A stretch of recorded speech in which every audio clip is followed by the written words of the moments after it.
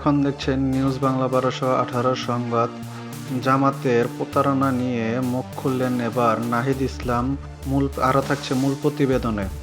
আগামী জাতীয় সংসদ নির্বাচন, জুলাই সনদকে আইনি ভিত্তি দিতে নভেম্বরে গণভোট আয়োজন সহ 5 দাবিতে নতুন কর্মসূচি দিয়েছে জামাতে ইসলামী সহ সমমনা 7 দল। কিন্তু জামাতের এই সংখ্যানুপাতিক নির্বাচন নিয়ে আন্দোলনকে সুপরিকল্পিত রাজনৈতিক প্রতারণা হিসেবে মন্তব্য করেছেন জাতীয় নাগরিক পার্টির আহ্বায়ক নাহিদ ইসলাম। শুধু তাই নয়, নিজেদের স্বার্থ সিদ্ধির জন্য জামাত এই প্রতারণাকে সর্বোচ্চ ব্যবহার করেছে বলে মন্তব্য করেছেন তিনি। 19 অক্টোবর নাহিদ ইসলাম তার ভেরিফাইড ফেসবুক পোস্টে লিখেছেন, পিআর নিয়ে জামাতের এই আন্দোলনের লক্ষ্য ছিল সংস্কার কমিশনের সংস্কার প্রক্রিয়াকে ব্যাহত করা এবং জনগণের উত্থানের পর জাতীয় সংলাপকে রাষ্ট্র ও সংবিধান পুনর্গঠনের মূল প্রশ্ন থেকে বিভ্রান্ত করা। মূলত ভোটের প্রমাণ ভিত্তিক পিআর পদ্ধতির মাধ্যমে একটি উচ্চ কক্ষ প্রতিষ্ঠার দাবি একটি সাংবিধানিক নিরাপত্তা হিসেবে উপস্থাপিত হয়েছিল।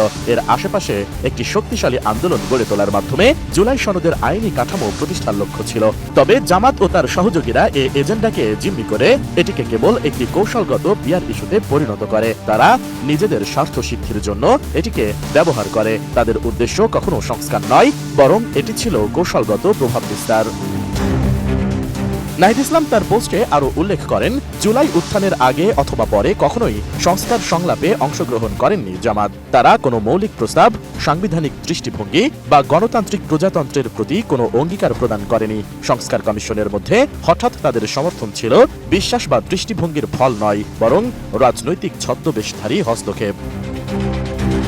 বাংলাদেশের মানুষ এখন স্পষ্টভাবে এ প্রতারণাকে বুঝতে পেরেছে। তারা সত্যের প্রতি জাগ্রত এবং আর কখনো ভ্রান্ত সংস্কারবাদী বা কৌশলগত রাজনৈতিক খেলোয়াড়দের দ্বারা প্রতারিত হবে না। সর্বশক্তিমান আল্লাহ ও এই দেশের সার্বভৌম জনগণ আর কখনো অসৎ সুযোগ সন্ধানী ও নৈতিকভাবে দেউলিয়া শক্তিগুলোকে তাদের ওপর শাসন করতে দেবেন না বলে মনে করেন নাহিদ ইসলাম।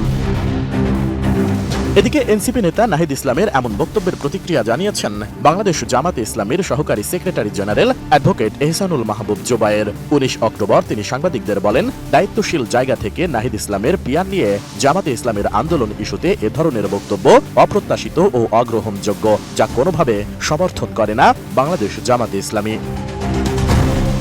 এছাড়া দলটির আরেক কেন্দ্রীয় সহকারী সেক্রেটারি জেনারেল হামিদুর রহমান আজাদ বলেন, যে কোনো দলের ব্যাপারে অন্য দলের শিষ্টাচার বজায় রেখে মন্তব্য করা ভালো। ব্লেম গেম বা দোষারোপের রাজনীতি থেকে আমাদের বেরিয়ে আসতে হবে, কারণ পুরনো রাজনৈতিক ধারা এটাই ছিল।